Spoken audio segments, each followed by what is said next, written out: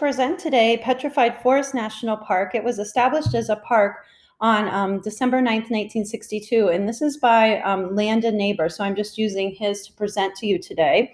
And the Petrified Forest is right here in northern Arizona. So if you check this out, here's the Petrified Forest.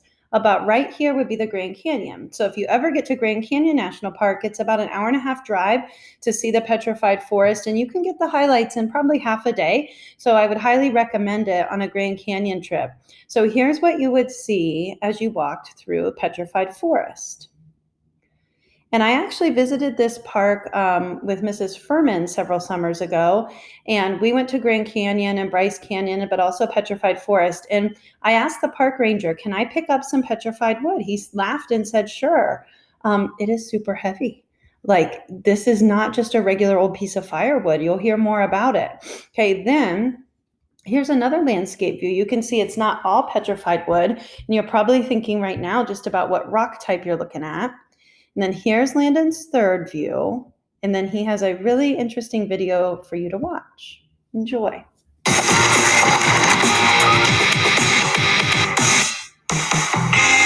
Think of it as Triassic Park, frozen in a bizarre still life, leftovers from the age of dinosaurs. They're one of the National Park System's top freaks of nature, Petrified Forest National Park.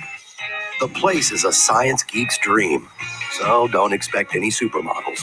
But so what? Hiking through this weird stretch of eastern Arizona is like a walk on the moon. This is ironic because these petrified trees are the remains of a wilderness that existed here 225 million years ago. Back then, this whole part of the continent was closer to the equator than it is today. It was mostly a swamp, dominated by a river system larger than any on Earth. There were giant ferns the size of today's redwoods, some of them 200 feet high. If one of them keeled over and died in the right conditions, water saturated with minerals leached into the wood and organic matter. Eventually, they turned to stone, becoming what looks like their own tombstones. Details as precise as the trail of a prehistoric insect are preserved. The result is a landscape that's a freak of nature unlike any other on Earth. The park is 93,000 acres of petrified forest and multicolored badlands. But there's more to this park than dead trees you can't use for firewood. At the end of this road is the Agate House, a Pueblo Indian structure built out of petrified wood, and it's totally termite-proof. Puerco Pueblo is the remains of an Indian village that housed up to 200 residents back in 1300. Drought forced them to abandon the place, but the stone symbols or petroglyphs they left behind still use sunlight to mark astronomical events. At the Jasper Forest Overlook, we find one of the youngest sites in the park, 800-year-old petroglyphs, the most recent evidence of the people who've lived here 10,000 years ago.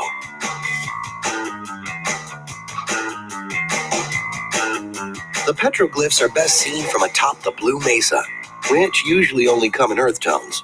The panoramic view from up here gives you the lay of the land and gives you a gander at the teepees, named for obvious reasons, which form through erosion and are colored by iron and other minerals. Looking north from the Blue Mesa, you see the technicolor desolation of the Painted Desert, an area nearly the size of Washington, D.C., but without all the lawyers. Finally, you arrive at the so-called Devil's Playground, a psychedelic badland of brilliant colors. The great thing about the Petrified Park is that you can't miss the best thing about it, a walk through a forest that vanished 250 million years ago. Okay, so I hope you like that a bunch. Now, that video did a decent job of the landscape explanation, but I want to show you how Landon worded it. So for us, we're mostly interested in how did the petrified wood form. So the park back when it was Pangea, right? So all the continents together was near the equator and was tropical. It had a bunch of trees bigger than redwoods, and they are all now mostly extinct tree species. They would fall, and they almost fell into a river, and they would stay in the river and clog it. Then volcanoes nearby would shoot out ash, which is made of the mineral silica, also called quartz, and it would fall into the river and it would crystallize into quartz and fossilize to trees. You see sedimentary rocks and an interesting mix of minerals like quartz. So our dominant force here is going to be a really weird one. We call this mineral replacement. Remember, that's a way fossils are created. Now, the connection to class, this one pleased me very much when I saw Landon make this connection. You might remember cracking open geodes, watching that happen. And it's kind of like that because the minerals seeped into the geodes to give them their crystal structure, just like the minerals seeped into these trees to give them their crystal structure. Okay, and Landon's first attraction you heard in the video is called the Painted Desert Rim Trail. It's a 1 mile trip that gives you a view of plants, animals, and these are considered badlands. Notice all sedimentary rock from back when this was a tropical place and undersea.